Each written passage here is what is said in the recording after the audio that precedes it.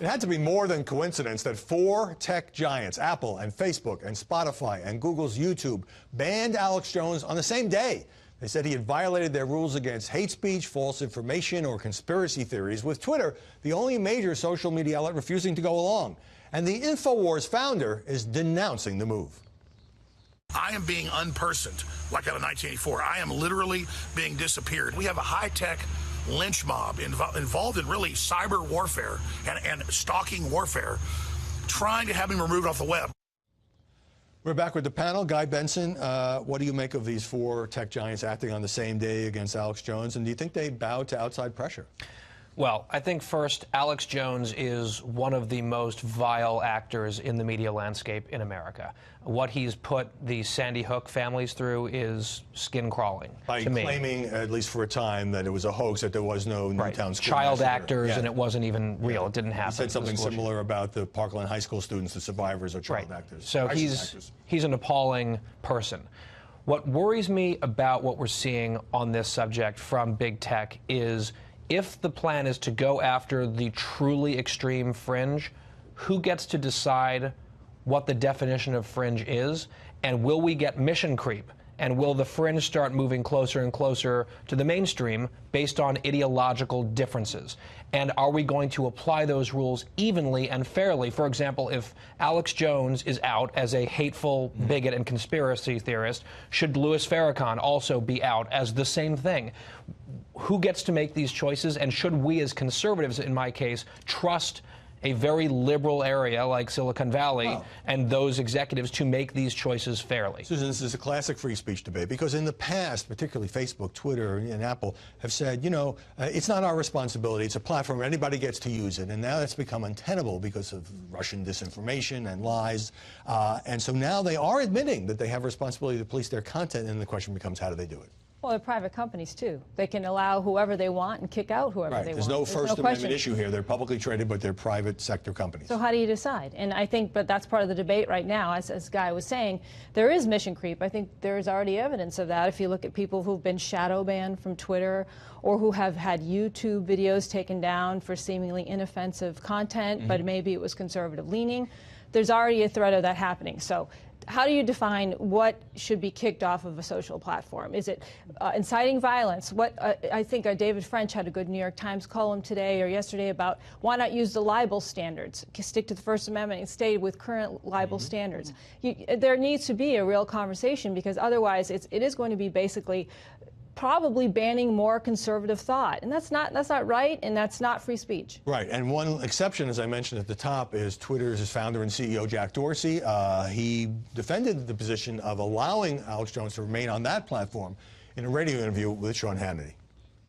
We do not shadow ban according to political ideology or viewpoint or content, period. Every model that we have on the network is really looking at the behaviors on the network. So he is taking a very different position, even though Twitter has since admitted that, yes, some of the things that he's tweeted have been taken down, did violate Twitter's own standards. Right. But, I mean, I think that Twitter is more sticking to the line that they are maintaining Alex Jones because he's not, by and large, violating their terms. One of the interesting things about YouTube in particular was that apparently Alex Jones was under some kind of a 90-day posting ban, and because he violated that specific thing, and I think there was a 60-day ban for one or the other, maybe it was Facebook, those outlets pointed to that specific violation as one of the reasons why that Alex Jones violated their terms and conditions. The hate speech thing is really where it gets, I think, hairy. I think that there's not an issue here when it comes to First Amendment, because, as we discussed, these are private entities, no different than, frankly, the NFL and some of the debate about what is First Amendment there with kneeling. We'll leave that be. Can I just say, I think that you're right, definitely, that these private entities have the right to ban and censor whomever they want. That doesn't make it the right thing to do. I agree with you guys. And secondly, this is a tough question for all of us to wrestle with. To what extent do platforms like Facebook and Twitter today represent the modern public square? And is that different than other private companies? Justice Kennedy actually issued an opinion surrounding that, basically saying that social media is, the global public square at this point. So, well, there's no question that it's not a monopoly, but they are crucially important to public discourse. So let me put up a tweet from Twitter's Jack Dorsey, one of several. He says accounts like Jones, he acknowledges, can often sensationalize issues and spread unsubstantiated rumors, so it's critical journalists document, validate, and refute such information directly so people can form their own opinions. Susan, a lot of journalists went wild over this, saying, hey, buddy, it's not our job to clean up your platform. You have to be responsible for what you allow. That is what Twitter has become. It has become a forum, really. If you look at, journalists use Twitter all day long to argue and post news. It's really kind of moved to the social platform. So I don't think I think that's a reasonable thing for him to call on reporters or journalists to refute some of this stuff. Otherwise, you're going to who is going to make these decisions? Well, yes, why not leave it all out there and let everybody have argue? Their own responsibility, but I don't think it substitutes for the judgment of these executives. And just briefly, Capri, you could argue this storm of publicity has helped Alex Jones. Apple made a show of booting him, but still carries his app, which surged to number 3, and it's the top trending app on Google Play. Right, and Zuckerberg has actually made some statements about this, essentially saying that he thinks that Alex Jones may have wanted to get banned in order to continue to raise his profile, and obviously that's happening, and he's getting a lot of viewers through Periscope, which is part of Twitter's platform. The man is not a conservative. He is a vile human being, in my opinion. He's a vile conspiracy theorist. Well, there's been a lot of conspiracy theories, including that Pizzagate conspiracy that he had to apologize for spreading. Good evening, everybody, and welcome to Tucker Carlson Tonight. I'm Tammy Bruce, filling in for Tucker this evening. It's great to be back with you. It's like the early 2000s again. Rosie O'Donnell has been having another meltdown over Donald Trump. This guy is in no means mentally stable enough to run this country, and he should be impeached, and every congressman who hasn't filed those articles should lose their job. Oh, well, there you go. We have more of that just ahead. Plus, Black Lives Matter crashing a police officer's own wedding. Parents, I just wonder if you started planning your wedding before you killed Stephon Clark or after, and how you've been sleeping since March 18th. And I know this is supposed to be the happiest day of your life. You will not have that opportunity ever. But first, tech companies are taking the lead in suppressing any voices that dissent against the left. In the past few days, Apple, Facebook, YouTube, Spotify, and other companies have all banned Alex Jones from using their platforms. Also, Twitter purged various libertarian accounts. Instagram temporarily banned Tommy Robinson. Facebook took down a GOP candidate's ads for allegedly being offensive. And Democratic Senator Chris Murphy says mass censorship is needed to ensure, quote, the survival of the democracy, end quote.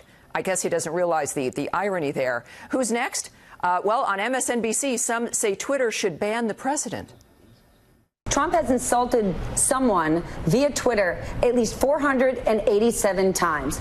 Is there a point in which Twitter says this is a violation of our ethics, we're going to shut you down? I think there probably is a Rubicon he could cross, but he hasn't crossed it yet, for Twitter at least. Well, let's have this conversation now. Nigel Farage once led the UK Independent Party and spearheaded the Brexit campaign. He joins us now. Nigel, thanks for coming up with us. Thank you. Look, obviously, here's the issue. This is nothing new, right? We've seen this happening for quite some time. Even Diamond and Silk is a very good example on Facebook. But you've got an op-ed in USA Today, and you've got a very interesting idea about perhaps how we can start to approach this kind of banning and this assault on conservative ideas on social media. What do you have to say? Yeah, I mean, look, Mark Zuckerberg has always claimed that Facebook was a platform for all ideas. Fine. In doing that, he says, I'm not a publisher. I'm just a means of people putting out their messages.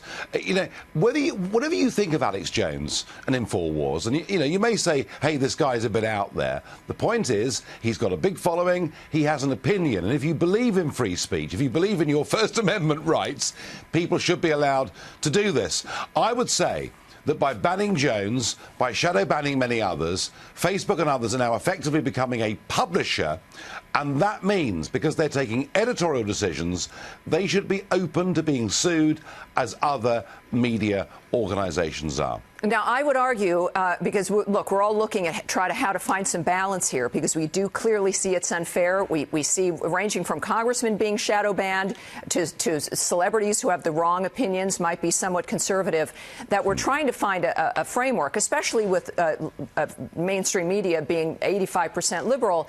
And we see that push. But we're the content in social media, which gives us an edge. But let me suggest, though, that some of the argument by Twitter and what they're doing is they're saying that these comments violate their standards. And if we open it up to, let's say, lawsuits for libel, wouldn't it make it even more difficult to have speech? Wouldn't more people be banned? Wouldn't there be more people suspended? No, because if you're a platform for all ideas, you are not a publisher. That is the point. And what Zuckerberg and the other tech giants are trying to do is they're now trying to have it both ways. On the one hand, they claim, we're not publishers, we're not open to libel because we let everybody give their opinion. But on the other, they now, in a very sinister way, are starting to ban and shadow ban people. I mean, take, for example, on Facebook, PragerU, an organisation that I've spoken for. I've been to their events. These are not. They do great work. They do amazing work. Yeah. I mean, their videos have been seen by tens of millions of people. They now, on Facebook, have 88 of their videos that are now very much put to the back of the list. They're very hard to access, including ones on Christianity, for goodness sake. So we've gone way beyond the bounds. What is needed now is a Bill of Rights for people using the internet. Let's give people access, let's give people rights, and if we can't get that, let's make sure we now redefine Facebook, YouTube and Twitter as publishers who are liable, as are Fox News or the Wall Street Journal or anybody else, to the content they put out. Yeah, look, again, we've got to find a way to push back. And one of the strengths we have here is that we are the content, right? And there's a sense also that we're willing to put up with anything because our lives now, Nigel, are so intertwined, right? With Twitter, with Facebook, social media in general. Yeah. It is the new modern way to communicate. And my concern, of course, is that we don't want them to go away, and yet, ironically, they're private public companies. They're not a government. They can do as they please. But I think the power is, as an example, this conversation, our being able to have a point of view and make sure everybody knows exactly what's going on. Because since we are the content, we can at least push back and make a difference there. Nigel, thank you so much for joining me tonight. I appreciate it. There are more ugly echoes from the New York Times decision to hire Sarah Jeong, the young Asian-American writer who the paper stood by, even though she had a long history of absolutely racist tweets against white men, white people, hashtag cancel white people. She called white men dogs and BS and all kinds of curse words. And the paper had argued, and Sarah Jeong had argued, that she'd made a mistake. She regretted it, that she, as a young Asian American, had been the target of a lot of online hate, and that she had slipped into the practice of adopting those despicable techniques by imitating those who were going after him. And there were a couple of examples of how she had been abused. And I had a little bit of sympathy for that. I mean, I hated these tweets. I thought they were despicable, but I could see. I didn't like the fact that an online mob was after her, because we've seen this so often where either the left or the right, depending on the target, tries to get someone fired. But man, my view has evolved on this now as more and more tweets have been unearthed from the newest New York Times editorial writer. First, she went after law enforcement with F the police and cops are a-holes. So now this is no longer just sort of singling out white people and what she originally claimed was satire, but certainly looked a lot more serious than that. Now, is the New York Times comfortable with, F the police? Really? Seriously? And a whole new batch, and this was pointed out by the Washington Times, about the President of the United States. Can't be shocked about that. Trump is Hitler, says Sarah Jeong. Trump equals Hitler. Trump is basically Hitler. You noticing a theme here? Was Hitler as rapey as Donald Trump? I was equating Trump to Hitler before it was cool. Now, can you imagine the Times hiring anybody who used that kind of language? I mean, comparing the President of the United States to one of history's greatest mass murderers. against a Democrat, a liberal. I mean, would the Times be offering these justifications? That person would be gone before you know it, before you could blink. And this is where I think there's a bit of a double standard that comes in. Now, I understand she didn't do these things for the New York Times, and the paper said it's discussed her social media history with her, but it does sort of suggest that there is a different standard for an ultra-liberal spewing hate, ugliness, and bigotry in the direction of white people, cops, Donald Trump, than there might be if it was the mirror image. And all this is unfolding after Facebook and YouTube and Apple and Spotify banned Alex Jones from their very popular platforms. Alex Jones, the founder of InfoWars. And I've gotten a lot of heat, I wrote about this yesterday, from conservatives saying, you know, this is a violation of the First Amendment and so forth. Well, actually, it's not, because these are private companies. They can do whatever they want in terms of who they allow on their platforms. They've been under enormous pressure to police the content on their platforms. And it is true that there are absolute documented instances, particularly Facebook and Twitter, going after conservatives, libertarians, banning them, shadow banning them, suspending them. Facebook and Twitter have acknowledged this. They say they're trying to do better. But I think it would be a mistake to say, you know, that Alex Jones is being kicked off because his views are too conservative. It's because he peddles conspiracy theories like the Newtown, Connecticut school massacre never happened. There's litigation on that. Like the Pizzagate conspiracy, you know, child sex trafficking ring tied to Democrats here at a pizza place in Washington, never happened. He ended up apologizing for that one. That's the reason he was banned. We can debate whether or not that was a good idea, but he still, you know, he can still have his online show and reach lots of people. Obviously, his reach will be curtailed if he can't get on these popular platforms. But when you compare that to the New York Times, which did unhire somebody just a few months ago, Quinn Norton, whose history of tweets went after gays, it just makes you wonder. I don't like the online mob mentality, but I sure don't like the ugliness and bigotry that some people feel comfortable spewing, and then they get rewarded with prestigious jobs. There is a ton of reaction to what's happening online this week, this debate over free speech, what's valid, what's not, and who ultimately decides. Twitter says it will not suspend Alex Jones or his website InfoWars, as many other tech companies have done this week. Twitter CEO Jack Dorsey defending that decision with Sean Hannity on radio yesterday afternoon. We do not shadow ban according to political ideology or viewpoint or content, period. We rely on a bunch of signals. We'll certainly miss things. And we're certainly going to make mistakes along the way. Well, Fox News media analyst Howard Kurtz, host of Media Buzz. He's got Howie, you got a story for this, on this rather, for years to come. I mean, how we sort through it, how we figure it out, how we justify what is appropriate and what is not. What do you think? Well, first of all, it takes a bit of courage for Jack Dorsey, the CEO of Twitter, to come out and say he's not going to ban Alex Jones when you have these other tech giants, Facebook, Apple, Google, and others kicking him off on the grounds of what they call hate speech or spreading conspiracy theories. And Dorsey is getting absolutely hammered on Twitter over his decision. Now, he says he's just following the service's rules, but what legions of critics are saying this morning, Bill, is what good are your rules if they don't exclude somebody who spreads false conspiracy theories such as that the Sandy Hook school massacre in Connecticut never happened? Okay, so he fired off a number of tweets explaining his decision yesterday. I'll read some of them and get you to react. Here's one. Accounts like Jones's can often sensationalize issues and spread unsubstantiated rumors. So it's critical journalists document, validate, and refute such information directly so people can form their own opinions. This is what serves the public conversation best. That seems to be an argument over free speech. Yeah, that we can fight free speech with more free speech, but it really has gotten under the skin of journalists who are saying to Jack Dorsey and Twitter, it's not our job to clean up your platform, which has over the years developed into such an ugly cesspool at times. As though Twitter also has a lot of good things. I'm on it all the time.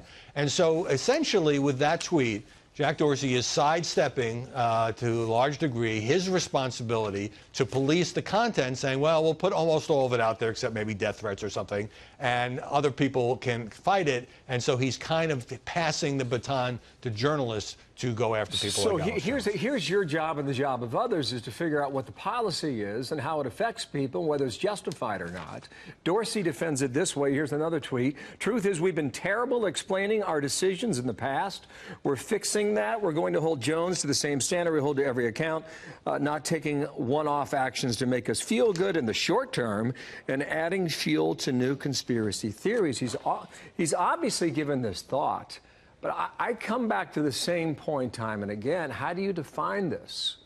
What is hate speech to you? What is it to someone else? What is freedom of speech to one person? What is it to someone else? Where does this definition take us?